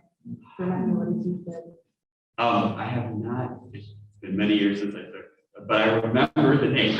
My brother would be a sociology teacher, so he probably would know this off the top of his head, but that's a great point. That's a point. Okay, any other- Yeah, I mean, I guess related to that, the last stat I heard was something like 71% of Black children are born to a single mother, or have it, a single mother, which would probably explain the lower rates among African American women, just because there is that protective factor of not only am I a parent, but I'm the only parent. Sure. So that's where kind of this is about over the last couple of years. Yeah, I think that could definitely be duplicated factors, right? That could definitely be one of the points. You talk about the role that faith plays, right? And also like the idea, talking about this the other day, as women age in the Black community, they were talking about from mother to grandmother to the roles that people play and the way those roles are looked at. So there's kind of yeah, this is great. Any other questions or thoughts? Hold on to those and people keep going. We are looking at Hispanic Americans, just a couple of the cultural factors that have come up. So Hispanic Americans plead suicide at just under 50%, the rate of non-Hispanic whites. And then what we see tied with that, Hispanic girls are 30% more likely to commit suicide than their non-Hispanic peers. So when we look in general, we see lower numbers, but when we look at for young Hispanic women, we see higher numbers. As we go there, obligation to family over self and a culture that values individuality can sometimes cause that structure, that internal tension. Some of the cultural considerations that we might see. Hispanic families may avoid seeking mental health services due to the belief that mental health should be managed within the family or within the faith. So as we talk about kind of cultural impacts, is this a family issue? Is this a not able to talk about an issue? Is this method of here? And additional barriers that we sometimes see too. Language, fear of deportation, lack of resources, and difficulty in navigating the healthcare system. If for a lot of reasons you may stay away from the healthcare system, and then you're struggling. So is this really something that you want to go in for? And so all of those factors. Protective factors, we see religion placement. So religious beliefs kind of coming up. Family support, especially between parents and children, and a strong ethnic and cultural affiliation. Any questions? Any thoughts? Point out that in Hispanic culture, the Chino is pretty much still alive, and oftentimes men are subjected to kind of stand up and assume the role of either a breadwinner or some sort of kind of head of the family almost. And so it's very discouraged to talk about your emotions. And a lot of older men, I've noticed in my time, really have a lot of resentment, but there's just no outlet for that. And so, and then that resentment builds. And builds. Yeah, any other thoughts?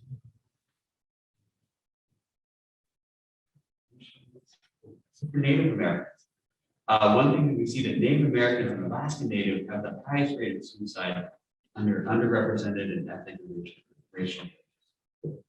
Adolescents raised on reservations experience more suicidal ideation than those that are raised outside the reservation. So we see 21% versus 30%. And it's interesting because we were talking before, like what are the cultural norms, right? Within maybe the reservation versus outside. So as we talk about different pressures, and stigma, what's okay to talk about? I think so many of those factors. Cultural consideration, risk factors include substance abuse, history of or exposure to violence, and untreated mental health disorders. But then when we flip that, we look at protective factors. We see community infrastructure can be very strong, spirituality, strong ethnic and cultural affiliation, and then family connections. So different things that we kind of look at to help us to delineate where's the risk, but also where's the potential. And then if we look at LGBTQIA plus and identities, a couple of statistics jump out, and then we're going to talk about some overarching themes for everything we've been talking about. 71% of LGBT youth have felt hopeless every day for at least 2 years. And when we talk about depression in general, when we look at like what are the criteria for depression, 2 weeks is kind of that gold standard. Like, have you felt these symptoms for so long? Have they impacted your life? If it's been over 2 weeks, then we really start. So the fact that we see such a high percentage, that's a long time to sit with. LGBT youth attempt suicide at nearly 5 times the rate of heterosexual youth. And 40% of transgender youth attempt suicide. So nearly 1 in 2. Some of the risk factors, conflict with family or friends on their own identity, threat or violence, homelessness, bullying, and exposure to others who may have attempted suicide as the rates get higher. But then if we also look within our specific group, protective factors, so access to affirming healthcare. And if that is there, that provides a sense of relief and connection. Available support networks, organizations, feelings of safety at home, work or school, and supportive family.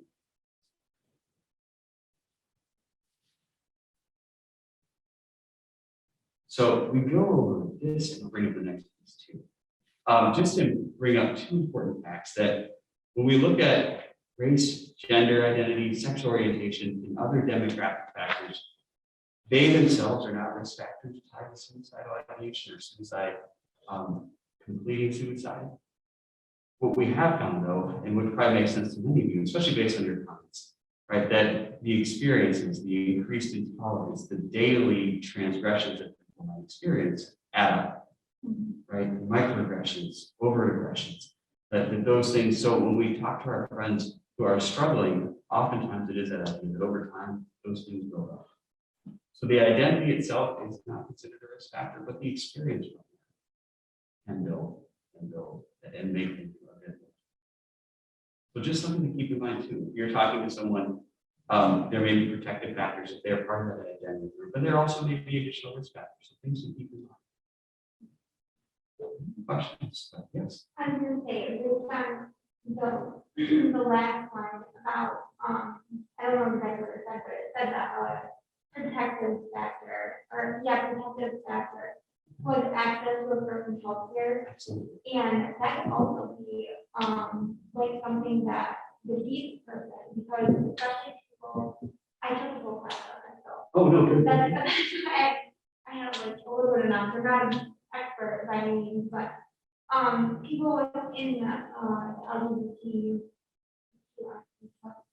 community, they especially gender identity is sometimes not affirmed in healthcare, and that can cause like some, the snowball effect, like depression, anxiety, and so things like that. So it's interesting to me to see it as a protective factor when it's I mean, in some cases, but it can also be something that can be a barrier for people, and that's that. And in schools too, where they don't, there's certain schools where they don't discuss like same-sex attraction or different gender identities or use of pronouns and things, and that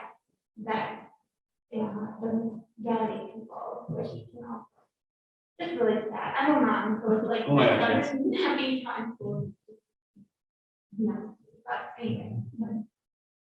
Yeah, no, I appreciate that. I think when we talk about like urban healthcare, that's exactly it, right? It's trying to find healthcare where folks can go and have those discussions, have those options presented, like available and financially available as well. Any other thoughts or questions? I kind of wanted to bring up the role of religion as well. You know, I noticed in a lot of the other groups, it was a protective factor. And we know that it's a protective factor from a lot of, you know, mental health issues. When your identity aligns with what that specific religion or that specific community within the religion, you know, accepts. So unfortunately, religion can so often be kind of one of those barriers for this one. One thing I even heard in my church growing up was, you know, if respecting transgender people's pronouns were, you know, suicide prevention in any way, then we'd see drops in suicide rates among transgender communities right now, because culturally we're starting to do better. But what's not understood at that point is that as kind of the progressive side of culture becomes more accepting, the church actually locks back down. However, what I'm seeing, I think when I explore this kind of online, is that the LGBTQ folk who find, you know, an accepting community, an accepting church within their religion, probably are some of the happiest and most free individuals. So I think it can be hard to kind of parse out and figure out how religion can play into this, and it can come from both directions on this one. Yeah, kind of going off that, really, protective factors, like schools, well, I'm not going to do it for like religious affiliation, but also that's preventing them from getting I got it.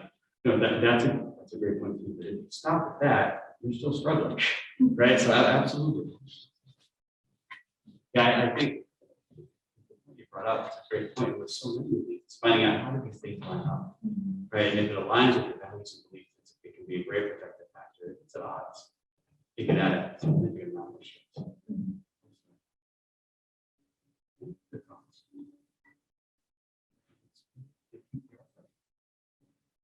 So as we talk about who's in warning signs, my guess is maybe you've heard some of these before, and you may have maybe one or two that you haven't. So we just want to do a quick review and see what's happening. We talk about clues and warning signs, direct clues.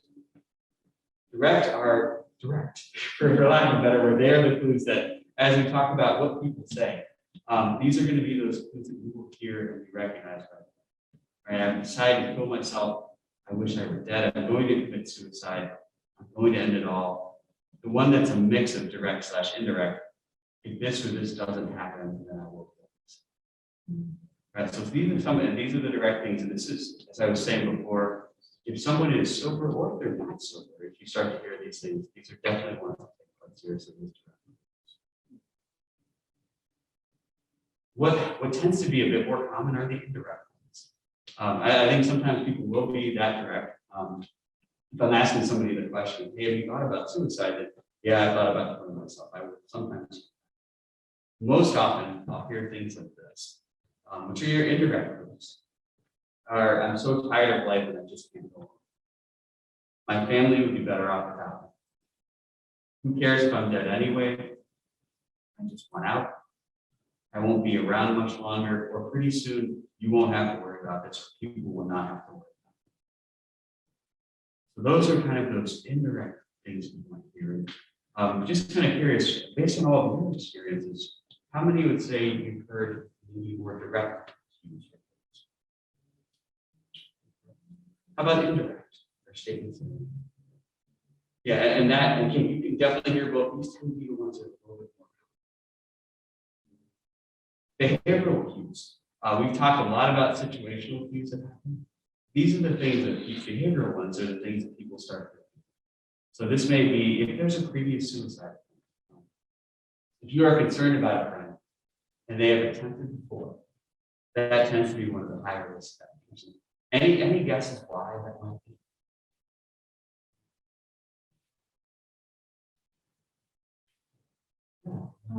Previous attempts might be one of the bigger risk factors, not only does it shows that they're willing to, but almost there's a certain amount of practice, you know, where they kind of hold that line before. It shows that the protective measures failed in the past. Right, and so you start to wonder for two things, there's been a little bit of practice and that what's been tried before hasn't worked. Right, so you probably want to try something different. Excellent. That's previous, if they start acquiring guns or those, if you're talking to someone you know, they, let's say, are taking antidepressant medication, they haven't taken it for a month. And they say, yeah, I'm just stocking up. Why, right? Just something to keep in mind. A lot of feelings and expressions of feeling depression and hopelessness, if they are putting their affairs in order. This is someone that says, hey, this is my prize, this is a record collection, I need to know. For me, I've got like a stack of, maybe you have records now, so yes. I've got like a stack of CDs in my garage, that like, you will not get rid of my house. They're mine. If I was to like give those away, right, that would be an indication. Those things that are really important. You ask someone, hey, if something ever happened, watch out for my dog. Things like that. Giving away prized possessions, putting your affairs in order, sudden interest or disinterest in religion. And so if it has been a safety net for you for a long time, and suddenly you have nothing to do with it. Or on the flip side, it's like, nope, I think I'm ready to think a lot about that. Just wondering what that's. Drug or alcohol abuse or relapse and recovery. As folks work their way through recovery, or relapse can be extremely difficult. And so that if they are at that place, that can be somebody. Unexplained anger, aggression, right, often going with that increasing depression. And then so those might be some of the behaviors. We have talked about the situation quite a bit. So these are those things, that last straw. So if this is your friend who has relationship anxiety, they've been kicked out of school, they failed a class, they've never failed before. Things to kind of. So those are some of the things to be looking for. And then what we do with that. So if you've noticed like direct clues, indirect clues, any of these things, we've broken it down in PPR, which is question, persuade, and refer. And it really is meant to offer hope through the action that people can take. And then I'll hammer this one a couple times, but PPR isn't meant to be constant. Right? It really isn't. The best part of PPR is that you intervene to let somebody know that you care. Then you get them to help. This could be a quick 20-minute thing that, yeah, you absolutely have concern. Let me get you connected. Or this could be you talked all night, you know, wow, they are really good. Let's take the next step. Question. How does one kind of intervene for the person who's kind of actually they're struggling with like those type of thoughts, but you don't feel like personally you have enough on your plate mentally to be able to deal with their problems as well? That is a great question. Pull that off the slides. Yes, that is an excellent question. Great question. Yeah. We can do that. Let's talk about the question part, because that comes out with this.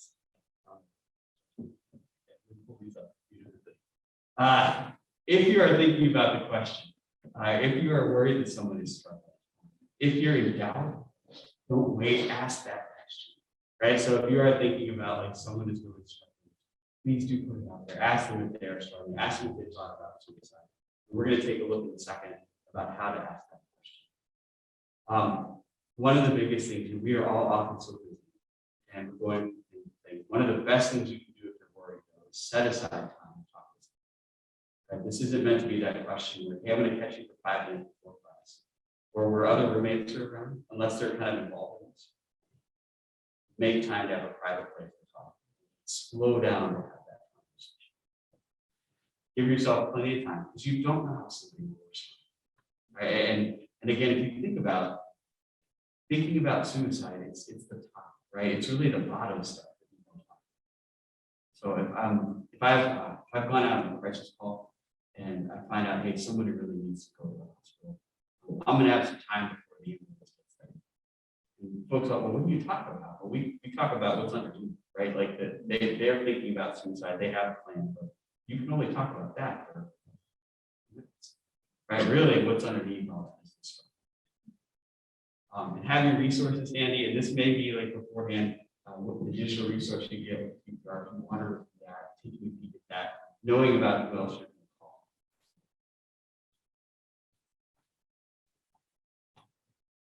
Asking the question. A couple things to point out, then we'll talk about if you are not feeling like, hey, can I ask this question? It is definitely okay to ask about suicide.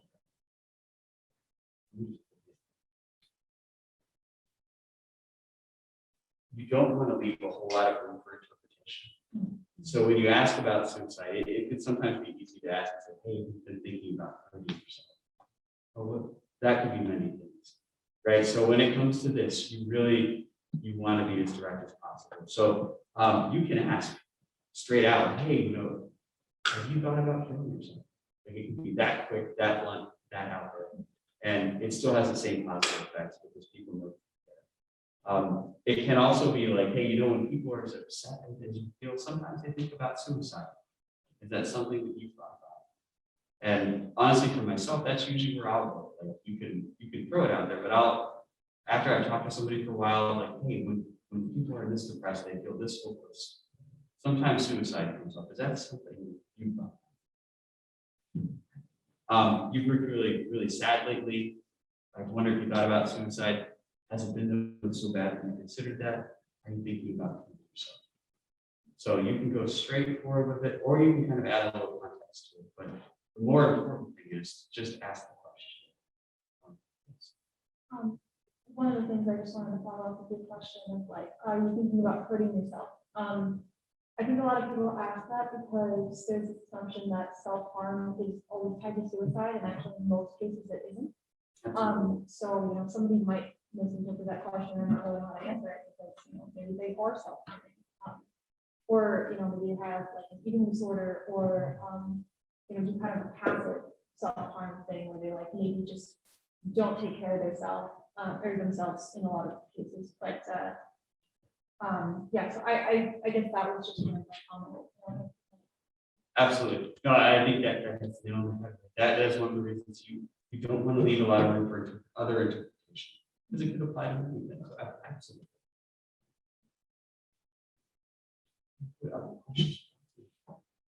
One of the biggest things is often is, will I ask this correctly? Right? What if I bumble through? That is totally okay.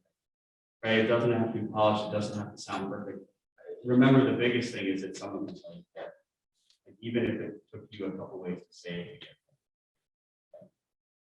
With that in mind, if you can't ask the question, find someone who can. So if you feel that, and this is completely legit, right? Like if you feel like I know this person, but I don't know them as well as my roommate does, then maybe you talk to your roommate and say, hey, can we do this together? Or if you think it's better that you talk to them, let me tell you what I learned.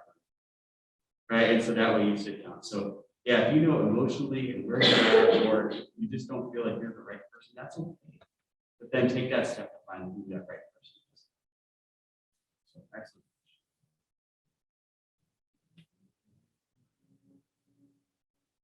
So that is the question part. Biggest part about the question, don't worry about how you say it. I remember the person that I had to ask this session, I had practiced, I don't know if you hear this, I wondered, but it was fine, right? Because you asked the question and it worked out well. So that's the more important. Persuade, a couple key tips to take a look at. So asking questions number one, and if you remember, suicide is at the top. Underneath it is really what's going on. So if somebody starts talking, listen, show empathy rather than give advice. One of the quickest things we often do is like, oh, don't think about killing yourself, right? You have so much to live for, this, and this. And there is a time for that. There certainly is. In the very beginning, it's usually not. So in that beginning, if somebody says that, let them talk. If you thought about what's going on, just let them talk. Right? There'll be a time to kind of affirm and add other stuff, but at the beginning, if no one else has asked already, they just want to talk. Don't judge. For them right now, suicide is the only perceived solution to this problem. So giving them space to talk, get the emotions out, mention journaling before. right? It's very simple. So usually this has been bouncing around, they haven't been able to talk about it, they talk about it, and suddenly it's. So, and then suicide slowly starts to drop. And then often, I'm here to help, right? I want to listen and let's find out how we can help. So just a couple things when it comes to persuading, show empathy, give them the space to talk, and then let them know that you'll work with them to get them some help.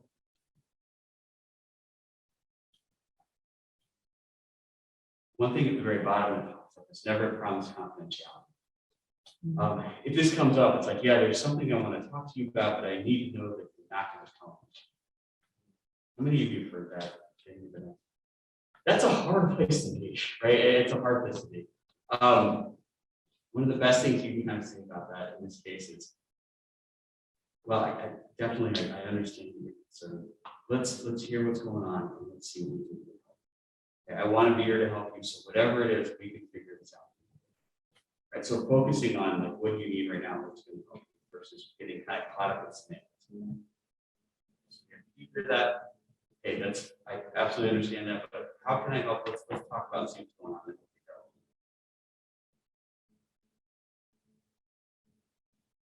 Things you can ask for persuading. Will you go get help? Will you let me help you go get some help? Right. So hey, all right, let's go call your folks right now. Right. Have you ever been to the counseling center? But I'll walk you over, or hey, let's call. Like I'll get the phone number. Will you promise not to kill yourself while we work on this? So things you can ask and desire, things you can say. Thanks for reaching out and talking to me. I'm sorry that you're hurting and I care about you and I want you. So that's the idea of offering support. So letting folks know that you're there. That's the persuade part. And then the refer part, there's a couple types of referrals we can look at. The best referral is connecting someone directly to the resource. So if you can do it then and there, that's the ideal part, right? That really is. So let's say this is on campus. If it's during business hours, you can bring them right over to the counseling center, right? And you can, hey, will you let me walk with you? And you're really struggling. Let's get you connected. And we always have somebody on urgent.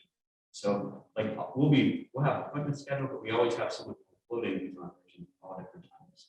So for this kind of thing to happen. So if you bring somebody by who's extreme distress, we will have someone there. If there's a big risk, let's say you walk in and someone is you're really concerned about that, or you're concerned about their safety immediately, you can call GPD. And the great thing about GPD here is they're community. So they will come and they will work with you, they will work with the other student, and they'll make sure we get the resources. You can call housing. So if this is on campus as well, hey, I'm going to get our RA, they know all the resources here. Let's talk to them. And then you can also call 911 if you do walk in and someone is in immediate danger. That time they've taken medication, they've done something with themselves. Call 911, and they will 911 actually text you, so it will go right to you. Go. If it's after hours and on campus, after hours, we'll start that. After hours on campus, and you have this conversation, you're concerned.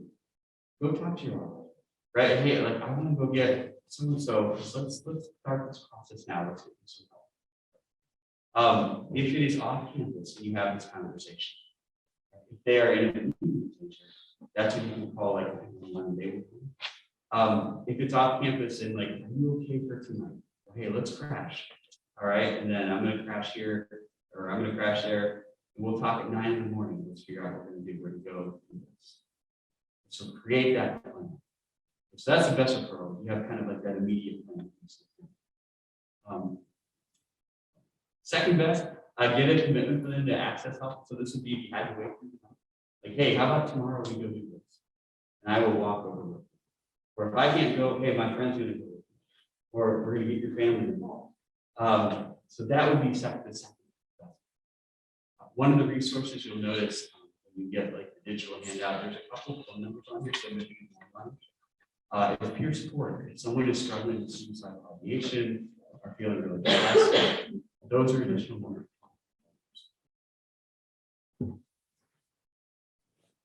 And suicidal people sometimes do believe they can't be helped. So as you get into that discussion and someone is still really struggling, it's okay to be assertive as far as, hey, let's get this rolling. We're gonna do this. And let the person who you care about them and want them to live. One of the things here. Getting others involved. If this has been a friend of yours for a long time, you know their family. Right, after talking to them, and even ask, hey, is it okay that we call your brother? Is it okay that we call your folks? Would that be helpful for you? Right, and this is pretty similar to what we talked about before, knowing the situation. If that would make it worse, you don't have to go that far. But if that's like a form of support, then look what you call, right, and get that support. So just think about their support structure. How you can help get that.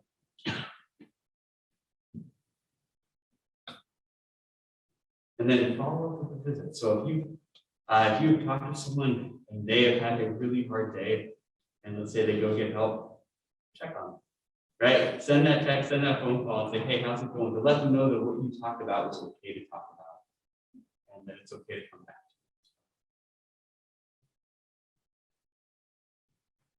So last kind of formal stuff. When you apply PPR, you do plan to see the whole. I'll just kind of bring back the idea again. Just remember in this case, your role is that first person to listen, right? And then it's to get them to the place where they can get the long term.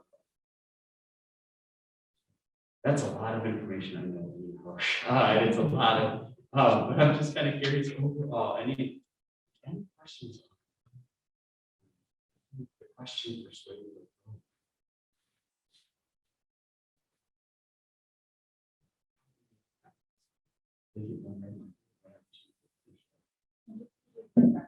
Runner, okay. What is that? Y'all had some fantastic questions. I really appreciate that. And how much you're thinking about this, diving into this topic. That's fantastic. The most active group I've had, so I really appreciate the question. There's a formal part of this, and I'll throw out the informal part. The formal is, before we all wrap up, if you wouldn't mind taking the post test, and then there's a brief evaluation. We are always working with our PPR presentation to make it better, things that work. The second part I wanted to bring out, if you had questions or want to talk a little more about this, I'm going to hang out. So I'll be up here because I know it's a Friday for some of you, whether you have to go somewhere or whether you're ready for the weekend to start. But if you want to talk more, talk about this. I'll be hanging out. Thank you all so much for your attention and your participation. You might just want the last part, and as soon as you get done with that, my part is done. Yeah. Thanks so much.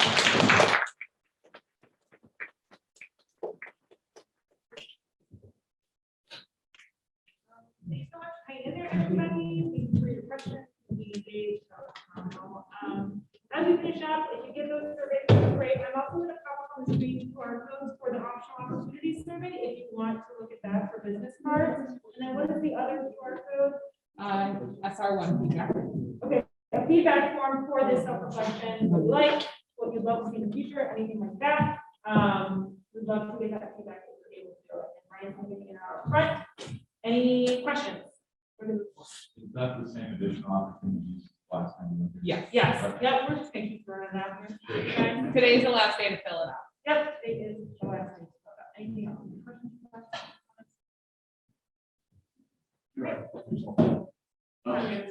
And then as you guys are filling out those sheets with those QR codes for Ryan, just once you're done, if someone from a table would bring it back. Yeah.